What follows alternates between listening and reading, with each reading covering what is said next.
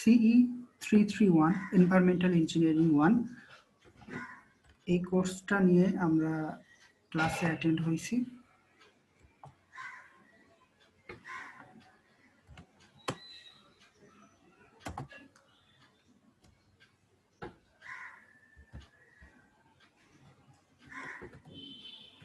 তো এটা একটা 3 ক্রেডিটের কোর্স, মানে সপ্তাহে 50 মিনিটের তোমাদের 3টা ক্লাস হবে। তার মধ্যে 2 ক্রেডিট, মানে সপ্তাহে 2টা ক্লাস আমি নিব। আমি লেকচারার ওয়াকিল আহমেদ। ইনশাআল্লাহ এই সেমিস্টারে আমাদের সপ্তাহে অন্তত 2টা ক্লাসে দেখা হবে এনভায়রনমেন্টাল ইঞ্জিনিয়ারিং 1 টপিকটা নিয়ে। তো আমি যদি সিলেবাসের কথা বলি, এই কোর্সটার সিলেবাসটা কেমন হবে, এটা তোমাদের বুলেটিন ওয়েবসাইটে তোমরা পেয়ে যাবা। বুলেটিনে CE 331 এর জন্য একটা সিলেবাস প্রেসক্রাইব করা আছে। আমরা ইনশাআল্লাহ এই সিলেবাসটাই কভার করার চেষ্টা করব। এর মধ্যে প্রথম 2টা যে প্যারা আছে, এই 2টা প্যারার কোর্স আমি অফার করতেছি এবং এটা তোমাদের কাছে ডিসকাস করা হবে, যেটা ওয়াটার সাপ্লাই ইঞ্জিনিয়ারিং ইন্ট্রোডাকশন, তার water demand, water supply sources, ground water exploration, aquifer properties onward. সাথে সাথে আমরা সারফেস ওয়াটার কালেকশন, ট্রান্সপোর্টেশন, তারপর পাম্পস, পাম্পিং মেশিনারি, তারপর হচ্ছে water distribution system analysis and design of water distribution network, এইসব টপিকগুলো আমরা কভার করার চেষ্টা করব। তো তোমাদের জন্য রেফারেন্স যে বইটা লাগবেই, রিকোয়ার্ড বই, সেটা হলো এই text book of water supply engineering Aziz স্যারের বইটা। এই বইটা তুমি সেকেন্ড এডিশন বা লেটেস্ট যে এডিশন পাবা, সেই বইটা তোমরা কালেক্ট করতে পারো, নীলক্ষেত থেকে পাওয়া যাবে। কিন্তু এই সিচুয়েশনে এটা ম্যান্ডেটরি না যে তোমাদেরকেই এখন বইটা কিনে নিতে হচ্ছে। কারণ কেউ কোনোভাবে যদি এটা নিজেরা কালেক্ট করতে পারো, গুড, বাট কালেক্ট করার জন্য আমি তোমাদের বলতেছি না তোমরা যে বই কিনে নিয়ে আসো এখন এই বইটা তোমাদের কাছে লাগবে। কারণ আমি এই বইয়েরই বিভিন্ন পোর্শনগুলো আমি কম্পাইল করে পিডিএফ আকারে হোক বা আমি স্ক্যান করে সেটা পিডিএফ আকারে তোমাদের যদি দিতে পারি, সেটা আমি তোমাদের দিব। তোমাদের লেকচার ম্যাটেরিয়াল হিসেবে গ্রেডিং এর জন্য যতটুকু দরকার ততটুকু আমরা সাপ্লিমেন্ট হিসেবে দিব তোমাদের। সাথে আমি কিছু বই রিকমেন্ড করছি, সেটা হলো মানে হাইলি রিকমেন্ডেড, মানে নিয়ার টু রিকোয়ার্ড। এই বইটা থাকাটা তোমাদের কাছে ভালো, কেউ যদি এই বিষয়টাতে এই ফিল্ডে ভালো কিছু করতে চাও। সেটা হলো water supply and sanitation, rural and low income urban communities by M A Firoz sir আর ডক্টর মুজিবুর রহমান স্যার। এই বইটা তোমরা ITN বইয়ের থেকে কালেক্ট করতে পারবা। এছাড়া ইন্টারন্যাশনাল একজন অথরের বই আমরা প্রেসক্রাইব করছি, সেটা হলো এনভায়রনমেন্টাল ইঞ্জিনিয়ারিং পেভিল বইটা। তাছাড়াও তোমরা ইন্ডিয়ান রাইটার SK গার্কের ওয়াটার সাপ্লাই ইঞ্জিনিয়ারিং বইটা নিজেদের কাছে রাখতে পারো। ওকে, তো এই বইগুলো তোমাদের রিকমেন্ডেশন থাকবে। রিকোয়ার কোনটা সেটাও আমি আইডেন্টিফাই করে দিলাম। তো এই বইগুলো তোমরা নিজেদের কাছে কালেকশনে রাখতে পারবা, বাট সেক্ষেত্রে আবার হেলথ ইস্যুটাকে তোমাকে মেন ফোকাস করতে হবে। বইটা না থাকলেও আমরা আমাদের ক্লাসগুলো, পড়ালেখা বা স্টাডিটা কন্টিনিউ করে যেতে পারবো ইনশাআল্লাহ। আমি আমার কথা বুঝাতে পারছি তোমাদের? জি স্যার। আচ্ছা, তো আমাদের কোর্সটা ছিল CE 331 environmental engineering. What is environmental engineering? তো আমি যদি এনভায়রনমেন্টাল ইঞ্জিনিয়ারিং এর আগে যদি আমি বলি যদি হোয়াট ইজ এনভায়রনমেন্টাল বা এটা এনভায়রনমেন্ট, অ্যাকচুয়ালি আমি এটা একটু স্পেলিং মিস্টেক করে ফেলছি। হোয়াট ইজ এনভায়রনমেন্ট, আমি যদি একটু দেখি কারেক্ট করার চেষ্টা করি।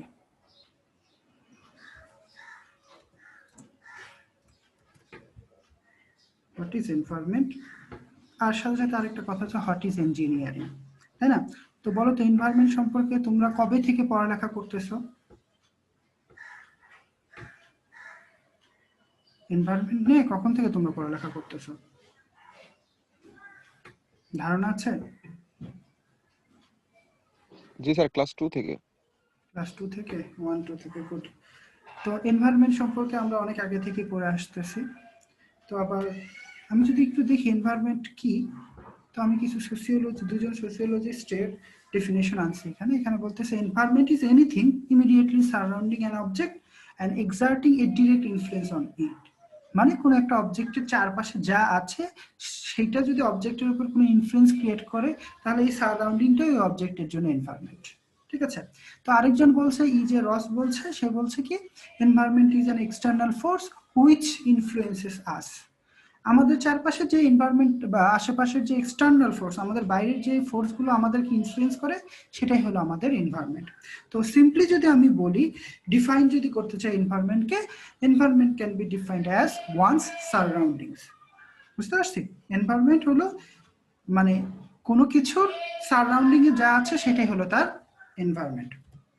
তো তো এই এনভায়রনমেন্ট গুলোকে আমাদের মাল্টিডিসিপ্লিনারি স্টাডিতে বিভিন্ন কনটেক্সট থেকে বিভিন্নভাবে দেখা হয়ে থাকে। তো এনভায়রনমেন্ট বলতে আমি ন্যাচারাল এনভায়রনমেন্ট হইতে পারে, ম্যানমেড এনভায়রনমেন্ট হইতে পারে, বা হিউম্যান ইটসেলফ কি এনভায়রনমেন্ট ক্রিয়েট করে হইতে পারে। তো ন্যাচারাল কম্পোনেন্টগুলো যদি ন্যাচারালি আমি চিন্তা করি, ন্যাচারাল যে এনভায়রনমেন্ট আছে কম্পোনেন্টগুলো কি কি? Water, air, land, living things, যেগুলোকে আমরা অ্যাটমসফিয়ারের অংশ পড়ছি না? অ্যাটমসফিয়ার, হাইড্রোস্ফিয়ার, লিথোস্ফিয়ার, বায়োস্ফিয়ার, এগুলো তো আমরা পড়ে আসছি মোটামুটি গত সেমিস্টারেই। তারপরে ম্যানমেড যদি আমি এনভায়রনমেন্টের কথা চিন্তা করি, আমাদের বিল্ডিং দিয়ে কিছু এনভায়রনমেন্ট ক্রিয়েট হচ্ছে, park, bridge, roads, industries, monuments, এগুলো হলো আমাদের ম্যানমেড এনভায়রনমেন্টের একটা একটা করে কম্পোনেন্ট বা উপাদান। আর মানুষ নিজেও তার চারপাশে আরেক ধরনের মানুষ দ্বারা বা অন্য হিউম্যান দ্বারা এনভায়রনমেন্টে থাকে। যেমন একজন মানুষ একাই কেমন থাকতে পারে, এক ফ্যামিলিতে কেমন থাকে, একটা কমিউনিটিতে কেমন থাকে, রিলিজিয়াস একটা বন্ডেজে কেমন থাকে, এডুকেশনাল স্ট্যাটাসে কেমন থাকে, তারপরে ইকোনমিক স্ট্যাটাসে একজন মানুষের এনভায়রনমেন্ট কেমন হতে পারে, এগুলো আলাদা আলাদাভাবে আলোচনা করা যেতে পারে।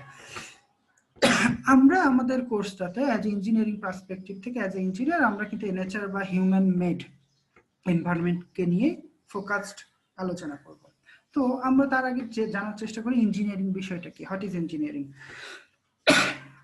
সরি, তোমরা ইঞ্জিনিয়ারিং পড়ছো, তার আগে তো ইঞ্জিনিয়ারিং কি সেটা জানা আছে বোধহয় তোমাদের, তারপর আমি তোমাদের রিকল করাচ্ছি।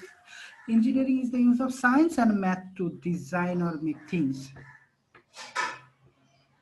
তো মেক থিংস বলতে নট নেসেসারি সবসময় নতুন কিছু তৈরি করতে হবে তা না, কোনো একটা জিনিস এক্সিস্টেড আছে সেটার মেইনটেইন করার জন্য নতুন কোনো টেকনোলজি ডেভেলপ করা, নতুন কোনো উপায় তৈরি করা সেটাকে মেইনটেইন রাখার জন্য, বা নতুন কোনো কিছুর ইমপ্রোভাইজেশন করা। তো ম্যাথ সায়েন্সের হেল্পে ইঞ্জিনিয়ারিং কোনো কিছু তৈরি করবে। ইঞ্জিনিয়ারিং হলো এই বিষয়টা নিয়ে ফোকাসড। তো সেই জায়গাটাতে সিভিল ইঞ্জিনিয়ারিংটা কি?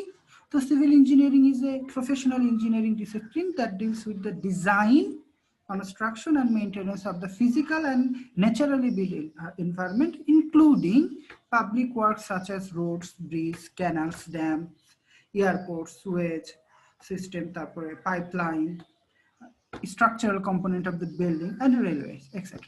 তো তোমাদের সাথে আমি একটা জিনিস শেয়ার করি। তোমরা যখন অন্য একটা ইঞ্জিনিয়ারিং ডিসিপ্লিনকে বলো ট্রিপল ই, সিএসসি এভাবে বলো না, বা মেকানিক্যাল এমই, তো ট্রিপল ই মানে কি? ইইই, এটার অ্যাব্রিভিয়েশন কি জানা আছে তোমাদের? জি স্যার। কি বলো তো? Sir electrical electronics engineering. আচ্ছা, CSC? So computer science and engineering. আচ্ছা, তো আমাদের সিভিল কে কি বলে? Sir civil and environmental engineering আর সিভিল ইঞ্জিনিয়ারিং।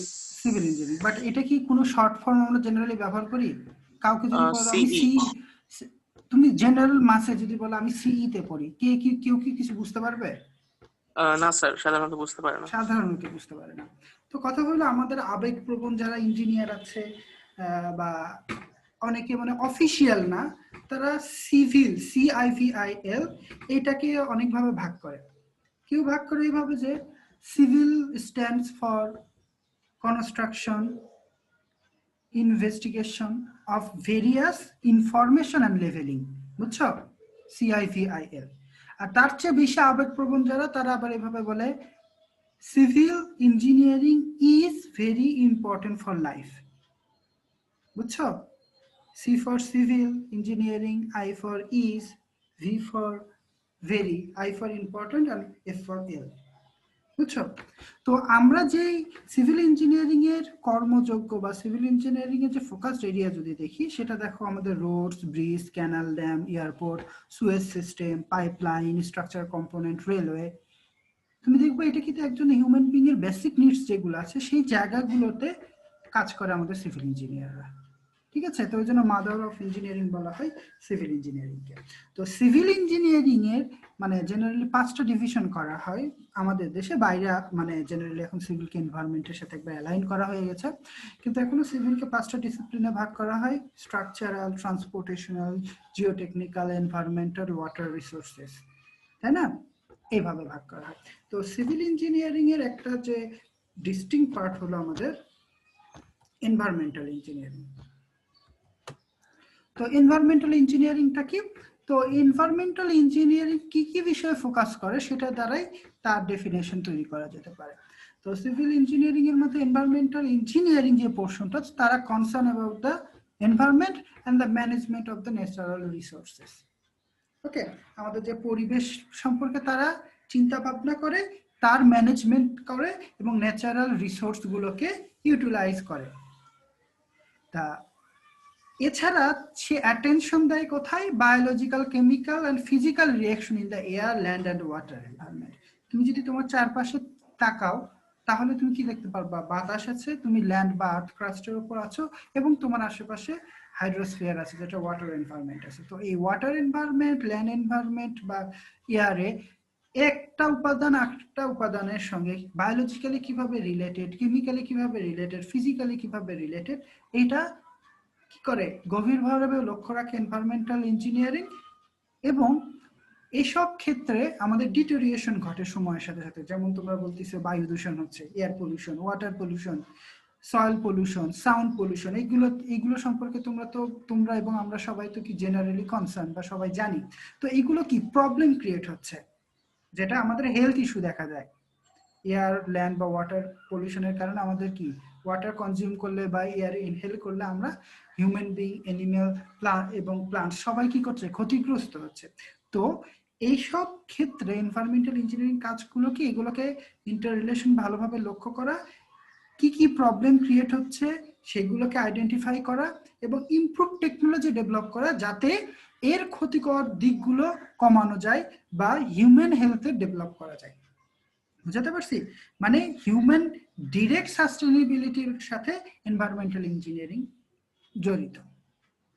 তো শুধুমাত্র হিউম্যান বিং নিয়ে এ কনসার্ন না, এ হইল প্লান্টস, অ্যানিমেলস এবং আলাদা আরো অনেক লিভিং অর্গানিজম নিয়ে। তো এনভায়রনমেন্টাল ইঞ্জিনিয়ারিং টার্মটা কিছুটা recent comparing to the civil engineering terminology. 1960s এর দিকে মোটামুটি এনভায়রনমেন্টাল ইঞ্জিনিয়ারিং এই ওয়ার্ডটা, এনভায়রনমেন্টাল ইঞ্জিনিয়ারিং এর প্রচলনটা বেশি হয়। এর আগে এটাকে অনেক সময় স্যানিটারি ইঞ্জিনিয়ারিং বলা হইতো। কেন বলা হইতো স্যানিটারি ইঞ্জিনিয়ারিং? তখন বলা হইতো যখন কিনা পিওর ড্রিঙ্কিং ওয়াটার সাপ্লাইয়ের কথা চিন্তা করতো সিভিল ইঞ্জিনিয়াররা, এবং বিভিন্ন হাউস হোল্ড ইন্ডাস্ট্রি বা বিভিন্ন থেকে অকুপেন্সি গ্রুপ থেকে যখন কিনা ওয়েস্ট ওয়াটার তৈরি হয়, যেমন তোমাদের বাসায় ওয়াশরুম থেকে ওয়েস্ট ওয়াটার তৈরি হচ্ছে, কিচেন থেকে ওয়েস্ট ওয়াটার তৈরি হচ্ছে, এই ওয়েস্ট ওয়াটারটার ম্যানেজমেন্ট করা। মানে তুমি তো চাইবে না তোমার বাড়িতে যে নোংরা পানি উৎপাদন হচ্ছে সেটা তুমি সিম্পলি তোমার বাড়ির বাইরে ফেলে দিবা কি? তা তো দিবা না। তুমি চাইবা তোমার বাড়িতে কোনো ওয়েস্ট ওয়াটার তো জমে না থাকে এবং তোমার কাছ থেকে দূরবর্তী কোনো একটা জায়গায় চলে যায়, ফেলা যায়। তো এই ম্যানেজমেন্টটা আরবান এরিয়াতে, রুরাল এরিয়াতে ডিফারেন্ট কনসিডারেশনে এই ম্যানেজমেন্টটা, লিকুইড বা সলিড ওয়েস্ট ম্যানেজমেন্টের কথা এবং মানুষের কাছে পিওর ড্রিঙ্কিং ওয়াটার পৌঁছায় দেওয়া নিয়ে কনসার্ন ছিল সিভিল ইঞ্জিনিয়ারিং যে ব্রাঞ্চটা, সেটা পরবর্তীতে এনভায়রনমেন্টাল ইঞ্জিনিয়ারিং হিসেবে আত্মপ্রকাশ করে। কেন?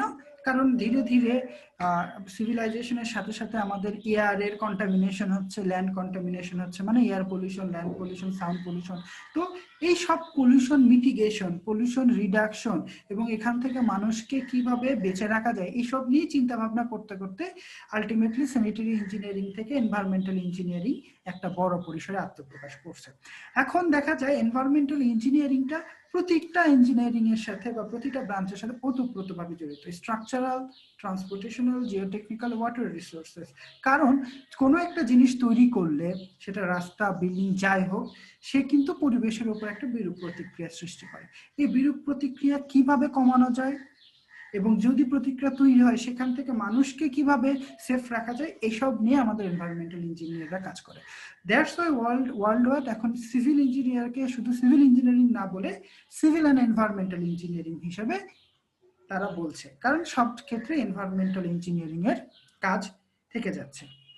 ঠিক আছে, তো এনভায়রনমেন্টাল ইঞ্জিনিয়ারিং কে আমরা যদি একটা কি বলে একটা কনসাইজ ওয়েতে যদি কি বলে ডেফিনেশন আকারে প্রকাশ করতে চাই, তাহলে আমরা কি বলতে পারি? Environmental engineering is the application of scientific and engineering principles.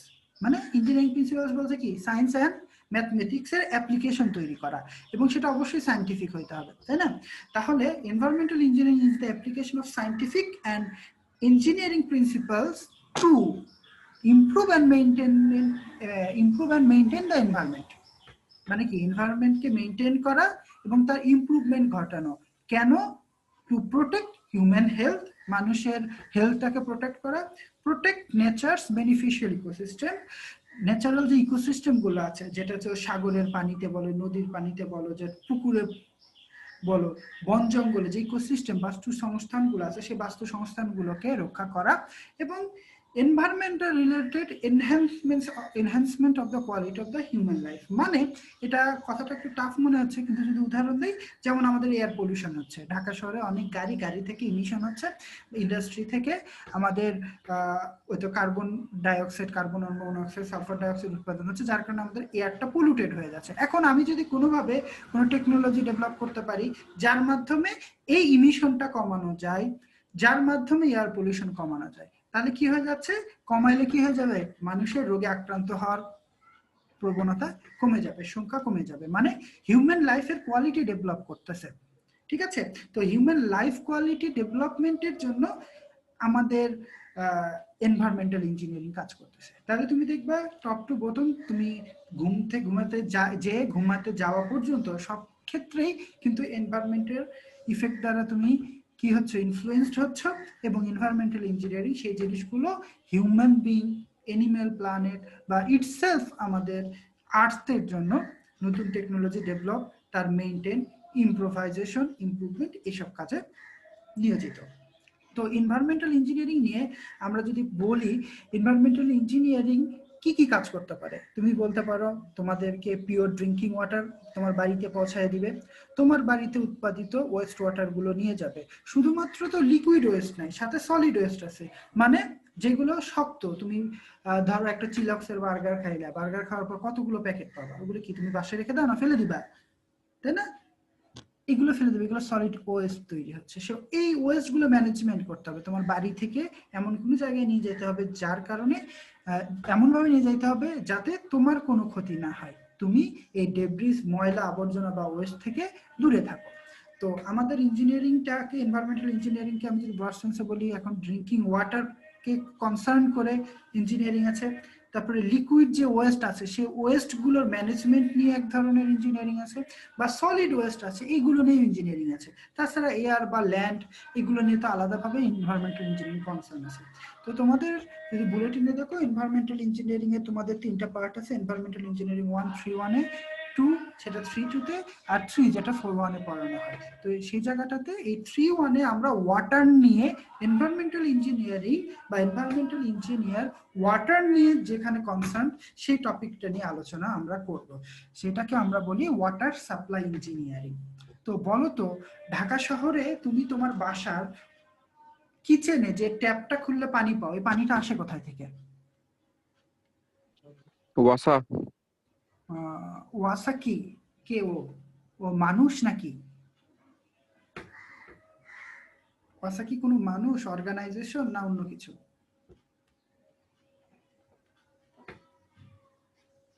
Sir government organisation হ্যাঁ, পানি সাপ্লাই দেয়। হ্যাঁ, এটা তোমাকে শুধুমাত্র পানি সাপ্লাই দেয় না, ওয়েস্ট ওয়াটার, তোমার যদি ড্রেন আছে বাড়ি থেকে, তোমাদের টয়লেট থেকে, কিচেন থেকে যে পানিগুলো তুমি নোংরা পানি তৈরি করতেছো, সেটাও তো সে নিয়ে যায় না পাইপলাইনের মাধ্যমে? নিয়ে যায় না? জি তোমার স্যার, বাসায় তুমি জমায় রাখো এগুলা? নিয়ে যায় স্যার। পারমিশন স্যার নাই। হ্যাঁ হ্যাঁ।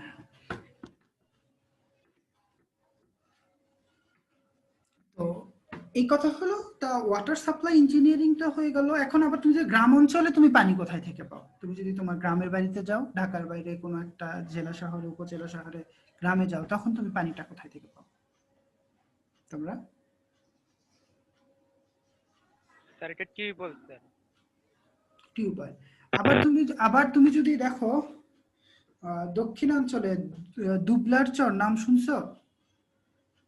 জি স্যার, সুন্দরবন দুর্বাচল। হ্যাঁ, তো সুন্দরবন দুবলার চর ওখানে পানি কই থেকে পায় ওরা?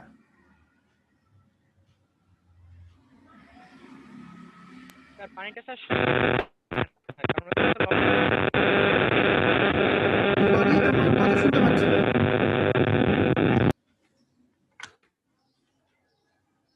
হ্যালো হ্যালো, তুমি শুনতে পাচ্ছ আমাকে যে কথা বলছিলা? জি স্যার, আমি শুনতে পাচ্ছি।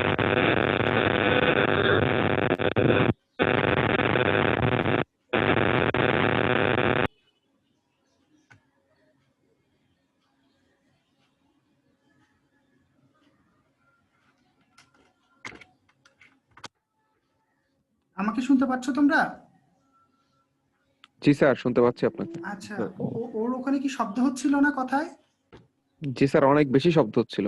হ্যাঁ হ্যাঁ হ্যাঁ, তো কথা হলো ওই রকম এরিয়াতে দেখা গেছে ওখানে একটা ফরেস্ট অফিসের একটা মিঠা পানির পুকুর আছে চর থেকে দূরবর্তী একটা জায়গায়। জাস্ট ওরা ওই একটা জায়গা থেকেই পানিটা কালেক্ট করতে পারে ওদের ব্যবহার্য রান্না বান্না অন্য কোনো কাজে। ঠিক আছে, তো মানুষের প্রয়োজনের জন্য পানিটা কন্ডিশন অনুযায়ী ডিফারেন্ট সোর্স থেকে কালেক্ট করা হয় এবং ডিফারেন্ট সোর্স থেকে কালেক্ট করে ডিফারেন্ট জায়গায় ব্যবহার করা হয়।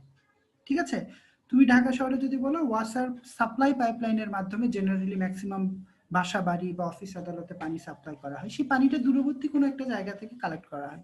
অনেক সময় সায়দাবাদ ওয়াটার ট্রিটমেন্ট প্ল্যান্ট সম্পর্কে তোমাদের ধারণা আছে বা জানো, সেখানে আবার শীতলক্ষ্যা নদী থেকে পানি ট্রিট করে আমাদেরকে পাঠানো হয়। বা ঢাকা শহরে অনেকে গ্রাউন্ড ওয়াটার মাটির নিচ থেকে পানি কালেক্ট করে এক্সট্রাক্ট করে পাইপলাইনের মাধ্যমে আমাদের পৌঁছায় দিচ্ছে। তাহলে এখানে কি কথা হচ্ছে, আমাকে খুঁজতে হবে প্রথমে কোথায় থেকে আমি পানি পাবো, তারপর সেই পানিটাকে আমাকে পাইপলাইন বলো ড্রেন বলো যে কোনো উপায়ে আমাদের কনজিউমারের কাছে পৌঁছায় দিতে হবে। এখন সেই পানিটার সোর্সের পানিটা যদি আমাদের ভালো কোয়ালিটি না হয়, ময়লা থাকে রোগ জীবাণু থাকে, তাহলে সেগুলোকে কি ট্রিট করতে হবে, ট্রিট করে কনজিউমারের কাছে আমাদের কাছে পৌঁছায় দিতে হবে। তো সিভিল ইঞ্জিনিয়ারিং এর যে পার্টটা এই সোর্স আইডেন্টিফাই করে, সোর্স থেকে ওয়াটার এক্সট্র্যাক্ট করে, প্রয়োজন অনুযায়ী ট্রিট করে, তারপর সেটা ট্রান্সমিট করে আমাদের কনজিউমারের কাছে ডিস্ট্রিবিউট করে দেয়, সেই ব্রাঞ্চটাই হলো সিভিল ইঞ্জিনিয়ারিং এর ওয়াটার সাপ্লাই ইঞ্জিনিয়ারিং। এবং সেটা কিন্তু আমাদের এনভায়রনমেন্টাল ইঞ্জিনিয়ারিং এর একটা পার্ট। কারণ ওয়াটারটা তো আমরা যে কোনো একটা ন্যাচারাল সোর্স থেকেই কালেক্ট করছি, তাই না? তো ন্যাচারাল সোর্স থেকে কালেক্ট করা সেটাই তো কোনো না কোনো এনভায়রনমেন্টের একটা অংশ। দ্যাটস দ্য এনভায়রনমেন্টাল ইঞ্জিনিয়ারিং এর একটা ক্রুশিয়াল পার্ট হলো ওয়াটার সাপ্লাই ইঞ্জিনিয়ারিং। তো আমরা এই সেমিস্টারে এই ওয়াটার সাপ্লাই ইঞ্জিনিয়ারিং নিয়েই আলাপ আলোচনা করব। কোথায় থেকে আমরা পানি পেতে পারি, কত পানি আমাদের প্রয়োজন, সেই পানিটা বিশুদ্ধ কিনা আমরা চেক করব, সেই পানিটা বিশুদ্ধ না হলে আমরা ইনিশিয়ালি কি কি ট্রিটমেন্ট করতে পারি, এবং ট্রিটমেন্ট করার পর এই ওয়াটারটাকে আমরা কি পথে কি উপায়ে কনজিউমারের কাছে পৌঁছায় দিতে পারি এবং তাদের কাছে তাদের প্রয়োজন অনুযায়ী ডিস্ট্রিবিউট করে দিতে পারি। এটাই হবে আমাদের এই কোর্সের আলোচ্য বিষয়। ওকে, বুঝাতে পারছি? আমি কি আমার কথা ক্লিয়ার করতে পারছি? জি স্যার। আচ্ছা, তো এখানে শুধুমাত্র একটা কথা বলছে, the term is used most frequently in regarded to municipal water work. Municipal মানে কি, আরবান এরিয়াতে আমাদের ওয়াটার ওয়ার্ক বলতে বোঝাচ্ছে ওয়াটারটাকে কালেক্ট করে ট্রিট করে ট্রান্সমিট করে কনজিউমারের কাছে পৌঁছায় দেওয়া, এটা হলো ওয়াটার ওয়ার্ক। ঠিক আছে, তো এই মিউনিসিপাল এরিয়াতে ওয়াটার ওয়ার্কটাকেই অনেক সময় ওয়াটার সাপ্লাই ইঞ্জিনিয়ারিং হিসেবে ভাবা হয়, কিন্তু এটা ভুল ধারণা। কারণ ওয়াটার সাপ্লাই শুধুমাত্র কনজিউমারকে মিউনিসিপাল এরিয়াতেই নয়, সেটা কি রুরাল এরিয়াতে ওয়াটার সাপ্লাই করতে পারে, তারপরে ইন্ডাস্ট্রিতে ওয়াটার সাপ্লাই করতে পারে, ইরিগেশন ল্যান্ডে ওয়াটার সাপ্লাই করতে পারে। এখন গ্রাম অঞ্চলে আমাদের ওয়াটার সাপ্লাই বলতে কি বুঝাচ্ছি, ওখানে কোনো পাইপলাইন আছে? পাইপলাইন নাই, তো পানিটা কোথায় আছে? গ্রাম অঞ্চলে জেনারেলি পানিটা থাকে কি গ্রাউন্ডের নিচে, মাটির নিচে বা পুকুরে। তো কি করতে হয়, এই পুকুরটাকে যদি আমি প্রিজার্ভ করে রাখতে পারি, মানে এর ভেতরে কোনো আর রোগ জীবাণু যুক্ত ময়লা যুক্ত পানি ঢুকবে না, আর এখানকার পানির কোয়ালিটি ভালো, তাহলে এই পানিটাকে প্রিজার্ভ করতেছি, কনজিউমাররা নিয়ে যাবে, অনেক সময় কলসিতে করে পানি নিয়ে যাচ্ছে বা অন্য কোনো পটে করে পানি নিয়ে যাচ্ছে, এটা কিন্তু একটা ওয়াটার কি সাপ্লাইয়ের একটা অংশ। সাথে সাথে আমাদের এটা তো সারফেস থেকে নিচ্ছি, কিন্তু আমি যদি গ্রাউন্ড থেকে নিয়ে এসে আমি ওখানে যদি একটা সাবমার্সিবল পাম্প, শ্যালো পাম্প বা ডিপ টিউবওয়েল, বা আমরা যদি শুধুমাত্র টিউবওয়েলও সেখানে ইন্ট্রোডিউস করে দেয়, তাহলে কি হচ্ছে, টিউবওয়েলের মাধ্যমে মানুষ পানি পাচ্ছে গ্রাউন্ড ওয়াটার থেকে, এবং টিউবওয়েল থেকে মানুষটা ওয়াটার কালেক্ট করতেছে, তাই না? তাহলে এটাও কিন্তু ওয়াটার সাপ্লাই ইঞ্জিনিয়ারিং এর একটা পোর্শন আরবান এরিয়াতে, রুরাল এরিয়াতে। তো আবার আরবান এরিয়াতে তখন আমরা কি করতেছি, ইন্ডিভিজুয়াল শহর, জেলা শহরে দেখবা প্রতিটা বাড়িতে একটা করে পাম্প থাকে, ঠিক না? অনেকে বলে সাবমার্সিবল, যেটা পানির মধ্যে ভাসমান থাকে, আর নর্মাল পাম্প যেটা গ্রাউন্ডে থাকে।